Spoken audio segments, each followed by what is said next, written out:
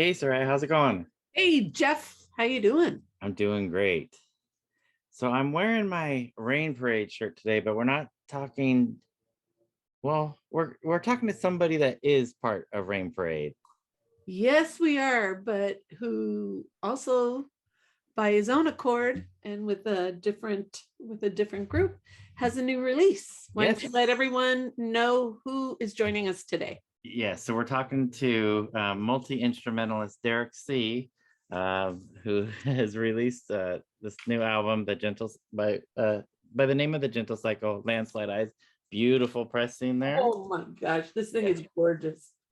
So we've got Derek coming on the show, and we're going to be talking a little bit about Landslide Eyes. Beautiful. So I say we jump into it. Let's go. Hi, this is Soraya. And this is Jeff, Our podcast is called Paisley Stage Raspberry and Rhyme. a podcast where the two of us play music that we like and share anecdotes and background about the tunes. We hope you'll join our conversation. And without further ado, a grubiar. Let's get groovy.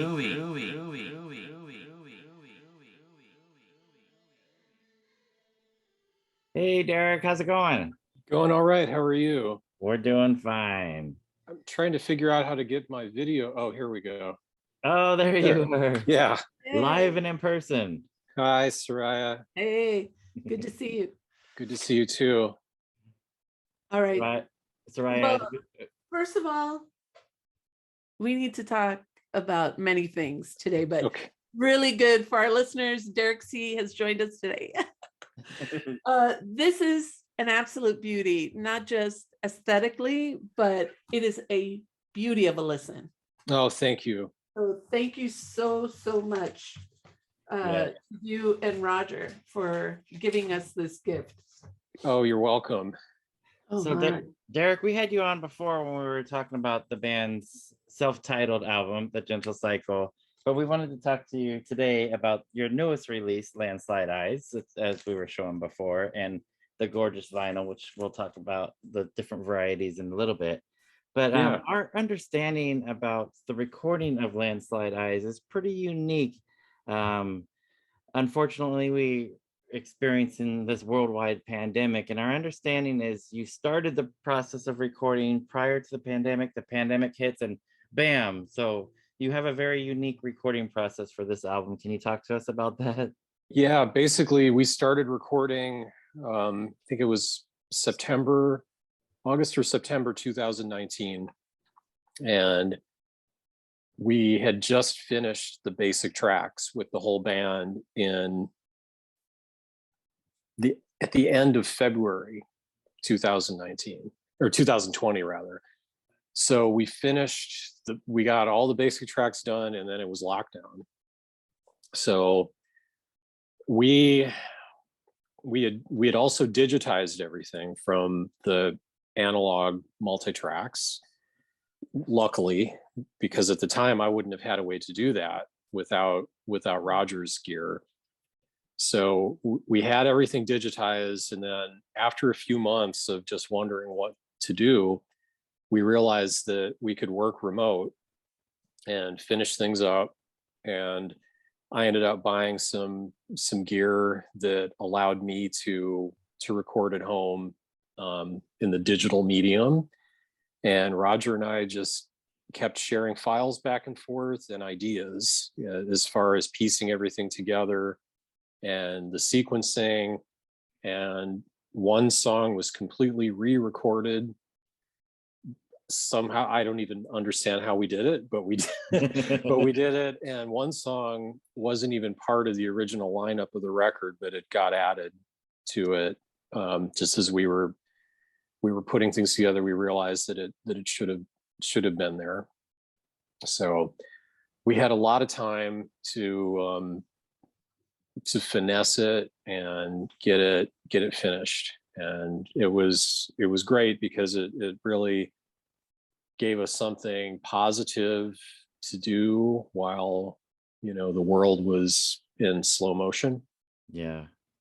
So Derek, do you think that this unique process had any impact on the final sound of the album? Yeah, it did. I mean,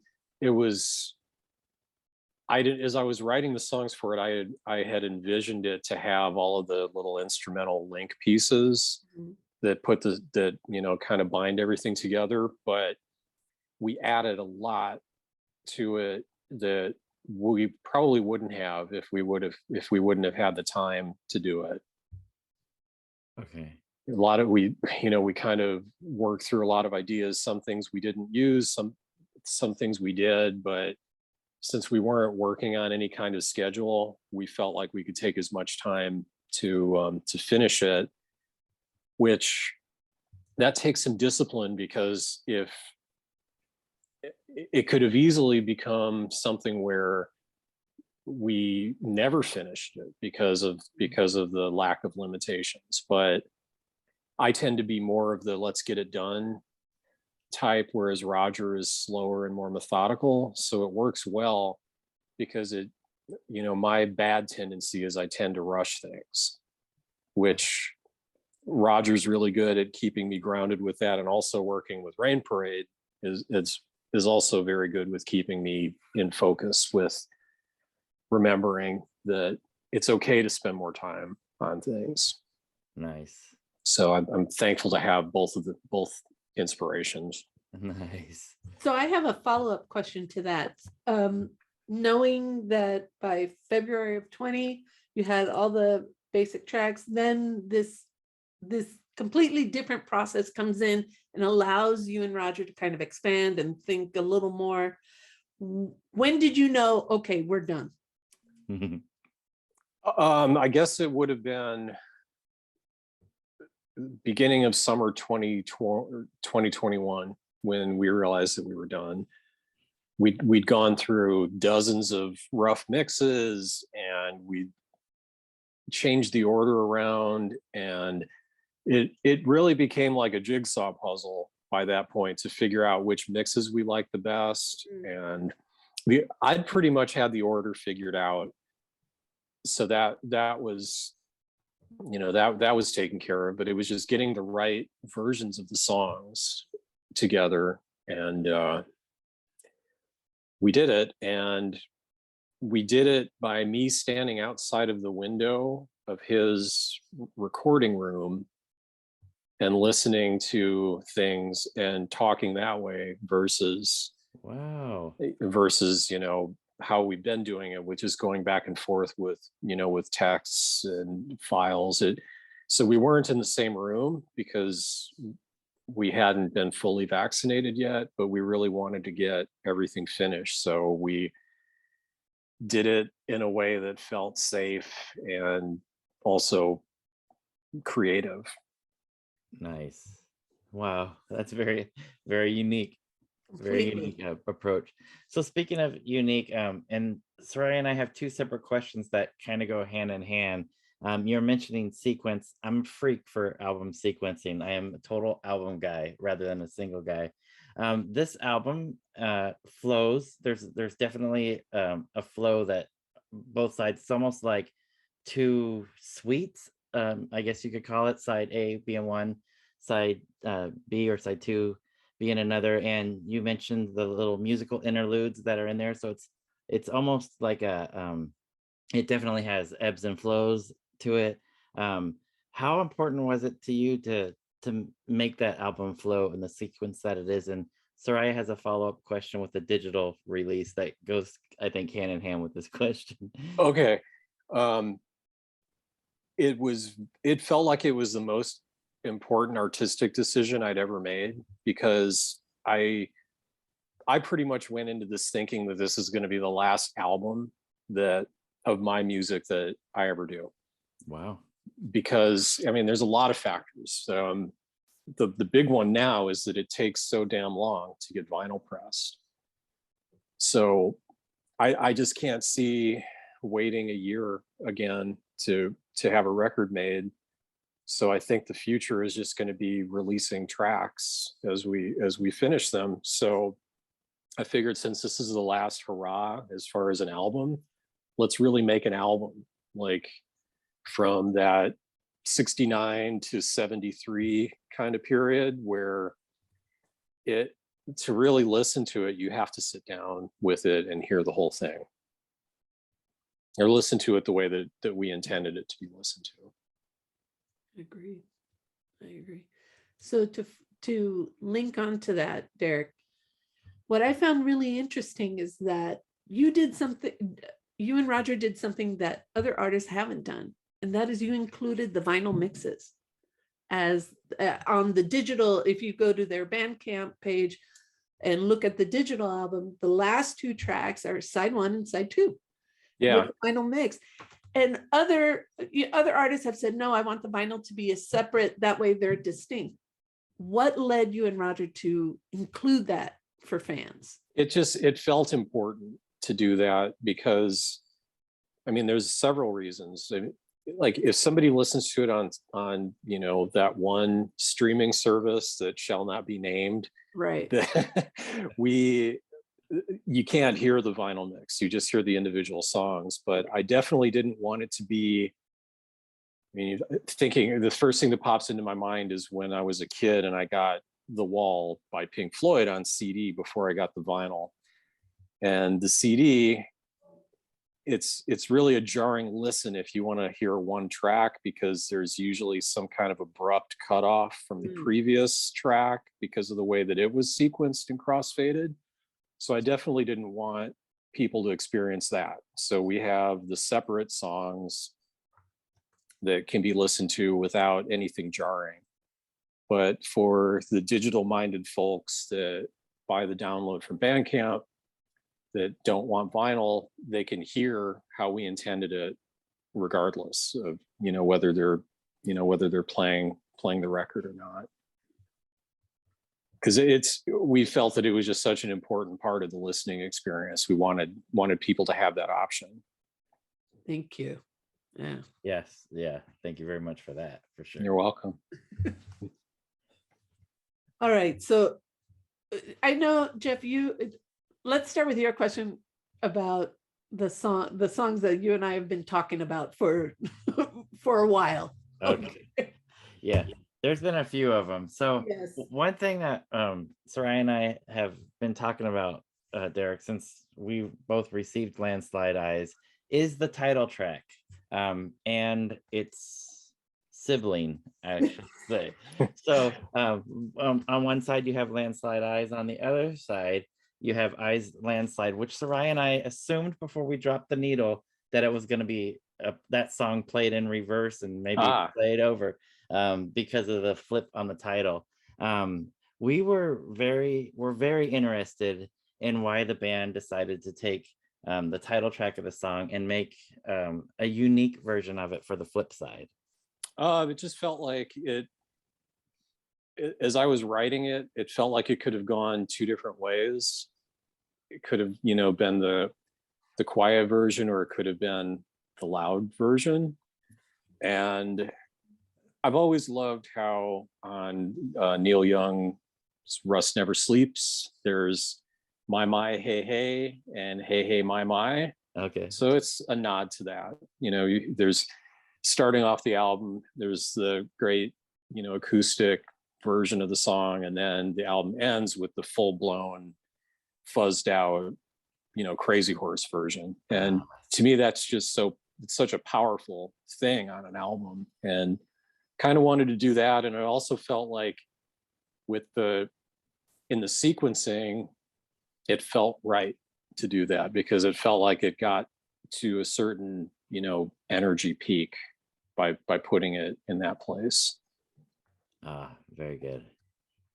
I find it really interesting, Derek, because this was something Jeff and I were talking about with these two songs, Landslide Eyes and Eyes Landslide. But the fact that the album ends with Mercury Twins, I was wondering, it seems like there's a lot of duality as a running theme and mirroring. And I'm just wondering, is that just me as a listener, or is that somewhere woven No, in? you're very perceptive. Wow.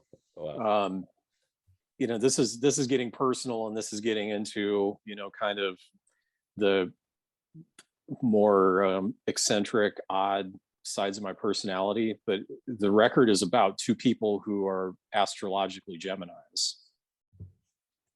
So there's the duality of the Gemini in astrology, Mhm. and that duality extending into their relationship.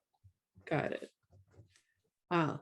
When Soraya brought that up in an earlier discussion that we were having, we usually like to talk about the releases that we have coming up, and she mentioned the and bringing in Mercury twins and this whole duality of the album. It blew my mind, Derek. I mean, I'm a simple man, so it's just it's beyond just thinking about what was put into the thought process put into this album. It's just incredible. Thank you. Well, not just, that there's some real wonderful thought and energy brought into this, but I also want to ask about some of the sounds.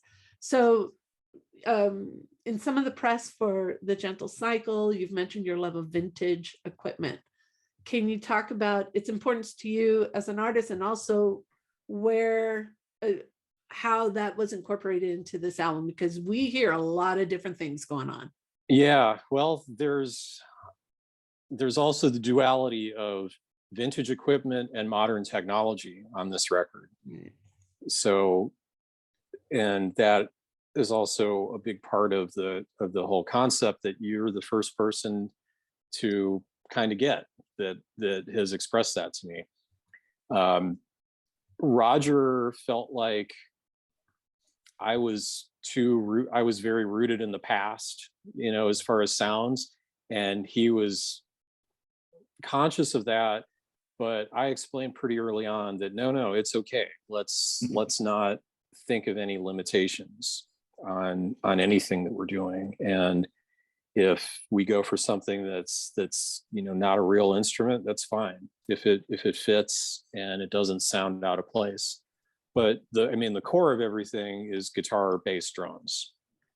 But there's also some keyboards. There's some tremolo treatments that he did that are completely synthesizer generated. The melodica on Seashell Blue is not a real melodica. It's the Native Instruments program. Oh wow. So yeah, so we didn't stop with any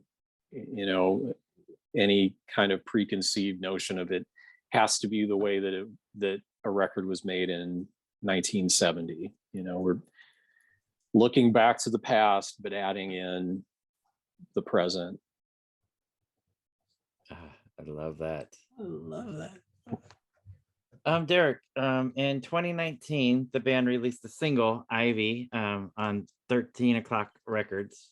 And then the song Ivy appears, a version of the song appears on the Gentle Cycle album, Landslide Eyes. Can you talk to us a little bit about this song? Super vibey. I love this tune. Thanks. That song goes back a long way. I recorded that song on an acoustic disc that I did that barely anybody has ever heard. Around I think 2013, and it was one of those songs that I'd always wanted. It's the only song of mine that I'd ever wanted to redo, and because I was never happy with the original recording, and it felt like it had more potential as a song that I wanted to realize. So when we did the single version, I'd already had it mapped out that we were going to do the Spacey album version in addition to that. But with the single, when 13 O'Clock asked us to do a single for us, I thought, well, let's do like a total blowout 1966, Who, Small Faces kind of thing. And so that was the premise with that. And once again, it goes back to the whole Landslide Eyes Landslide of presenting an idea in two radically different ways. Nice. Now that you mentioned 13 O'Clock Records, I'm going to go off a little bit. So Landslide Eyes gets released on 300 Mics, and we were curious how you got connected with 300 Mics to release Landslide Eyes. The guy behind 300 Mics is a really good friend of mine, and when he heard, I shared it with him when we finished it, and he was really into it, and he told me, you should really shop this to some labels because this is pretty cool. And I said, well, if you, I'd be really happy if you put it out, if you wanted to do that. And he said, let me think about it. And it turned out his wife loved it also, and his wife encouraged him to release it. Oh, nice. So that's how that came to be. Excellent. Derek, I had a question while I was listening to the album, and as a wannabe musician myself, the idea of the role of a producer has come up in my personal life lately, and having something produced by somebody in the band versus an outside producer. Did you ever consider looking to an outside producer to record? No, we haven't. Luckily with Roger and I, we have a good working relationship. Okay. And he is not afraid to tell me his opinion on things, something that I might have an idea about. He may have an alternate idea, and I respect him enough to where I hear him clearly. Because a lot of times self-produced releases, there's a lot of ego involved in that, which can be okay. You think of somebody like Emmett Rhodes, who was playing every instrument self-produced, and he put out some really great records. But a lot of times having an outside opinion that's not in the band is great and works really well. But if somebody approached us and said, hey, I want to try to produce something for you, I'd consider it. It's not like we're completely locked in this mindset of we have to control everything. Right. Interesting. Yeah, it's something that's come up a few times with projects that I've been involved with, and I've always been against it personally, but more recently I'm thinking, well, maybe an outside view is sometimes a good idea. Anyways, I wanted to run that by you and see what you thought. So sure, I appreciate that. Derek, I've shared with you when I first listened to the album, a lot of these songs really stand out for me, but Seashell Blue is one that something about it just really grabs me. And thanks. It's definitely the vibe. And Soraya and I had mentioned when we were first talking about it, but like, in a nutshell, how do you describe this album? And vibe is one of the things that both of us mentioned in our short lists. And Seashell Blue is very, very vibey and very soft. Something about it really grabs me. Can you talk about putting together the song and what it means to you? Yeah, I think to the music fanatic that hears it, it's pretty obvious where the inspiration came from. It has that 60s West Coast, Southern California birds kind of feel, with that. But I intentionally didn't play 12-string electric on it because I didn't want it to go completely full on imitation. Okay. But between the harmonies and the whole kind of swing and jangle, it's us doing Love or the Birds in 1965, 66 with our own kind of spin on it. Interestingly enough, and going back to the conversation that you were talking about earlier with the vintage vibe versus the newer vibe, I also can feel like even like a modern day indie vibe, as well as that West Coast 60s thing. It kind of incorporates both, I would say. Yeah, well, I listened to a lot of new music and never stopped. So there's going to be influences from all over. So yeah, you're absolutely right. Love that tune. Thank you. I wanted to ask about one song that I've listened to it a few times, and the song has struck me as of late, and it's Thank You, Mother Artists. And I just want to know, I mean, I'm really enjoying hearing about the vision that you and Roger had for this album and the message you wanted to share. And but this song, this track in particular, I just want to know where was the motivation for this, or why did this need to be shared? I like it. Oh, thanks. It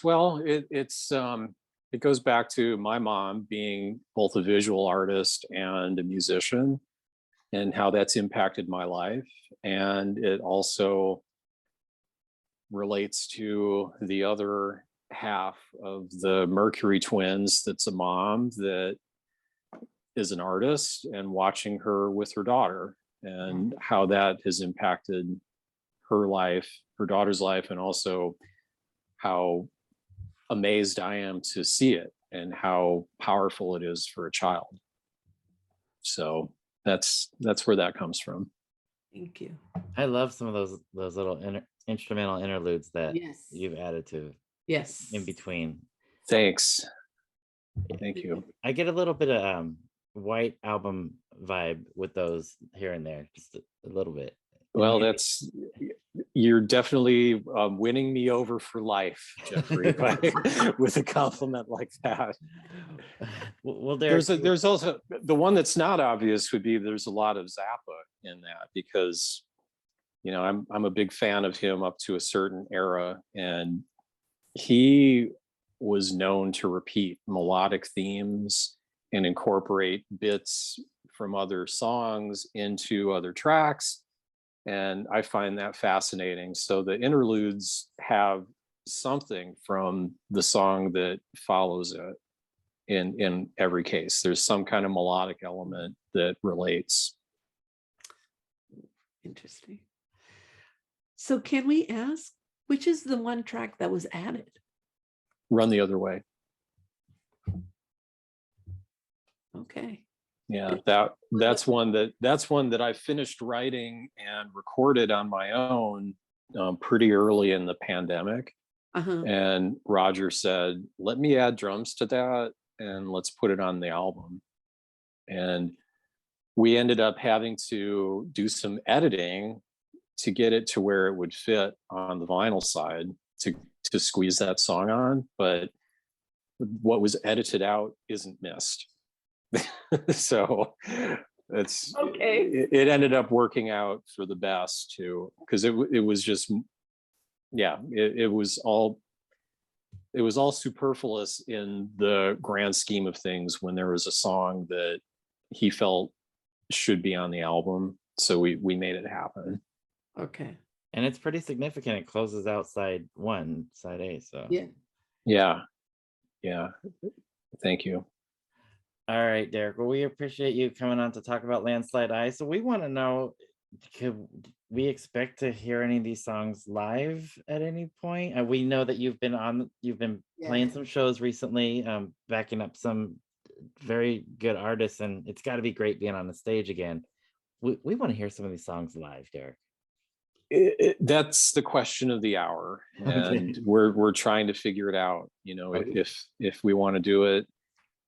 To be honest, I mean, as great as it is playing shows, it's also very strange to be playing shows, and it feels, I mean, to be completely candid, in some ways it feels irresponsible to be playing especially with the way that COVID is ramping up again. And, so many tours are being canceled in the last few weeks, and I mean, who knows what's going to happen. But very true. I do love playing live, and playing some shows this year has reminded me of how magical it is to do that and connect with audiences and see friends.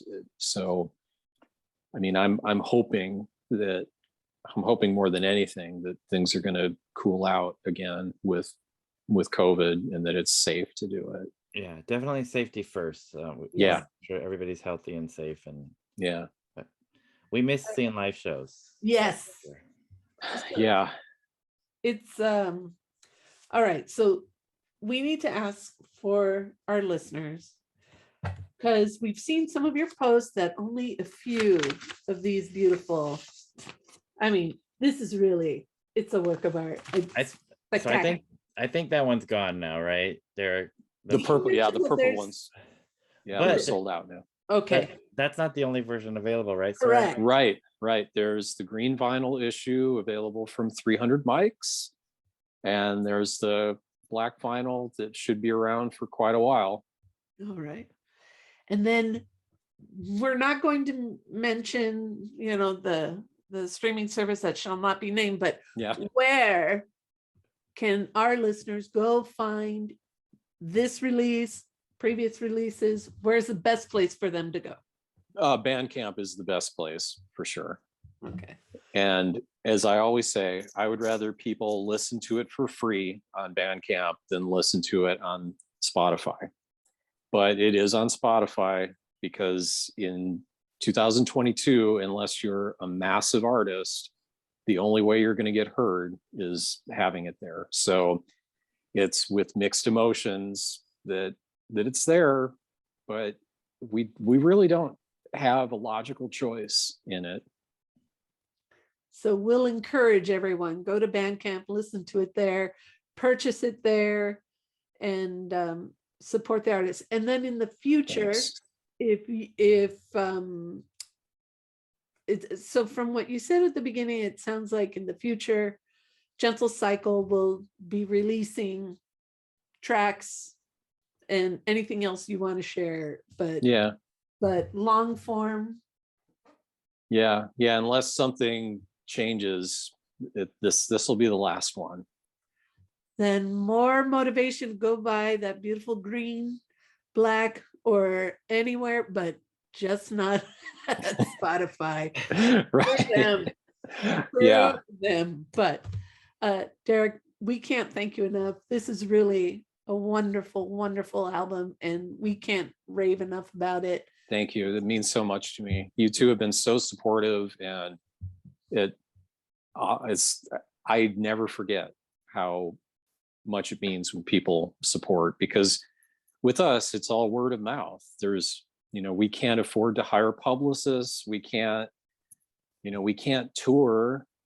I'm hoping we can play a few shows, but so many bands, even on the indie level, are financially backed, and they're having people pay for plays on Spotify, and they're having, they have the $2,000 a shot publicists sending it out to Pitchfork and, the whole thing. But we don't have that, but we do have word of mouth. And the fact that people like it enough to share pictures of them playing the record, it's huge. I don't know if people understand how big that is, but it's the best thing that any of us can do for artists is to share the music in that way.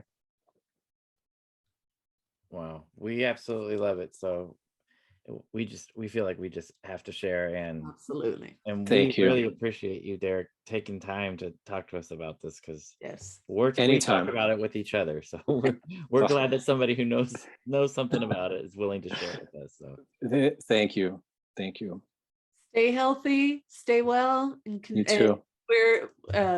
wherever you play, just know that we're supporting you, and hopefully we'll be in the audience too. Thank you. Take care of yourself. Thanks so much. You're welcome. Derek. Okay. Bye. Bye. Bye-bye. Soraya, so it sounds like this translucent purple version that we have is limited at this point, but the music on the black vinyl version, green version from 300 Mics, or digitally, like we had mentioned earlier, it's really interesting that the band released the full side versions, the vinyl master versions that come along, and that's not an extra charge. That you get that when you purchase the album digitally, or if you buy through Bandcamp, which is one of the things that I personally like about using Bandcamp, is you can download digital versions. Yes. Which is a great feature. And again, as Derek mentioned, you can have a free listen on Bandcamp. So instead of supporting Spotify does not support artists, but rather go to Bandcamp, support the artist there, listen to it there. As he said, I prefer that they listen to it for free there than other place. But okay, Jeff, so I have to ask you, give me 4 of your favorite tracks. So I mean, this album has 14 tracks, and digitally it has the extra 2, which are the side 1 and side 2 of the vinyl mixes. So I'm just considering tracks 1 through 14 from this bad boy. yeah, so definitely Ivy and Seashell Ivy, Blue. okay. Seashell Blue is my Seashell favorite. Blue. I like the opening track, like December is Bold. Yes, the And- guitars on that are absolutely insane. Yeah, it's a great opening track. And then the closing track, Mercury Twins. Mercury Twins. Okay, so And you? So like December is Bold, track 1. Nice. I like Celestial Stride. Nice. That's track 4. Super Psyche. I really like that one. I like Run the Other Way, the added track. Oh, wow. I really like that. Let Me Look at the Sun, track 9. Sanctuary Dreams, track 10. Seashell Blue. And like I mentioned, Thank You, Mother Artist. I really like that track. I don't know, it's vibing with me right now. And then Mercury Twins. I think you went, sorry, you mentioned almost every track. Well, sorry. Okay, I like the album.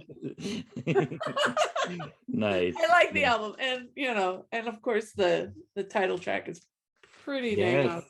Yeah, and it's very cool that they split those 2 versions, and hearing about that and how it ties into the closing track. Good I catch. love the story behind this album. I really do, and I think knowing that the pandemic, you and I have talked about it a lot.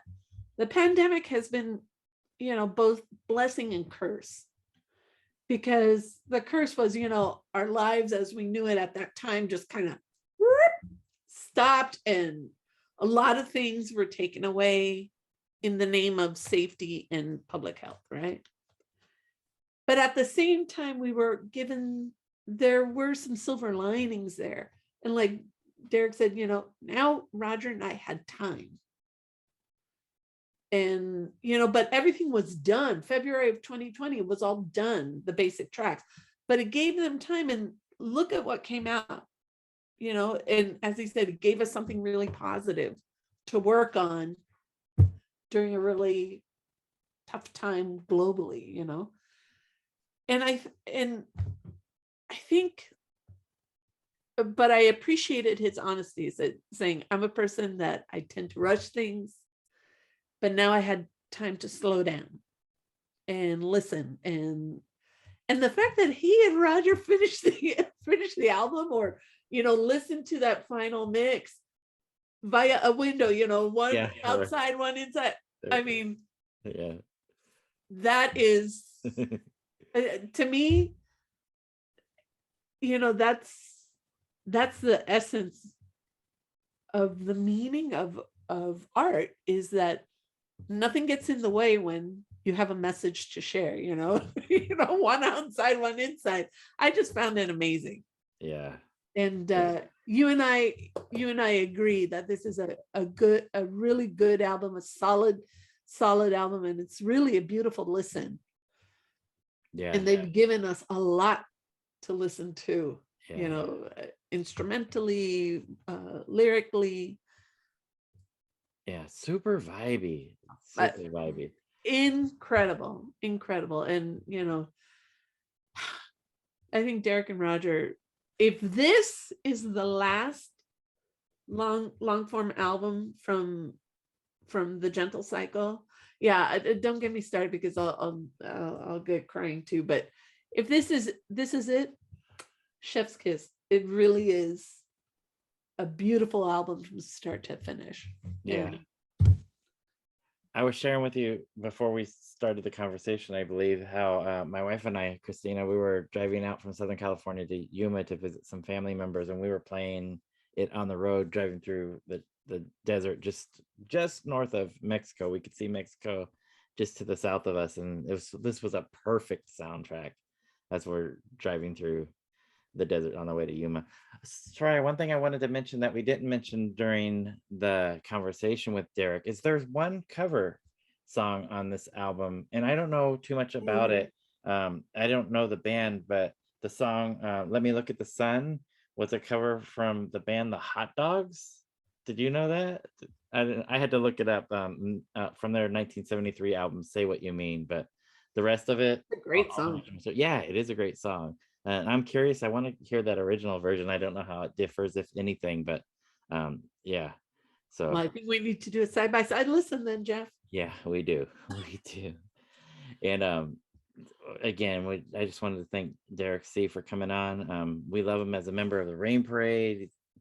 We mentioned before, plays with Chocolate Watchband, plays with all kinds of people as a session guitar player, has an amazing collection of music.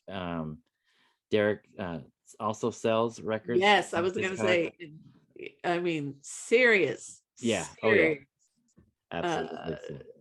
seller, and definitely look him up. I think he's Discogs. Discogs, yeah, Yeah, I think it's Derek C Music. correct. Well, If not, you can find him also. He has a social media presence on definitely on Facebook, and but he's just good guy all around. And when he puts pen to paper, he's got great message, great songs to sing, and yeah. very positive dude. I'm glad that he took time out of his busy schedule to talk to us about Landslide Eyes, an Woo! album that we Nice definitely- landslide. Yes, depending on what side you're listening to. There you go. There you go. All right, Soraya. Wow, this was fun. And yeah, go listen. Go buy it. Yes. Worth it. Yeah, yeah, and you, by all means, Derek has encouraged you to go listen to it before you buy, so you know what you're getting. But I'm guessing if you listen to it, you're gonna want to buy it. Yep. We did. It's true. It's so true. All right, Jeff. I hate to say it, but it's over. Then we should say goodbye. But we'll be back again, We will. talking about something else. So, mi gente, I gotta be out. Groove on, pays the people.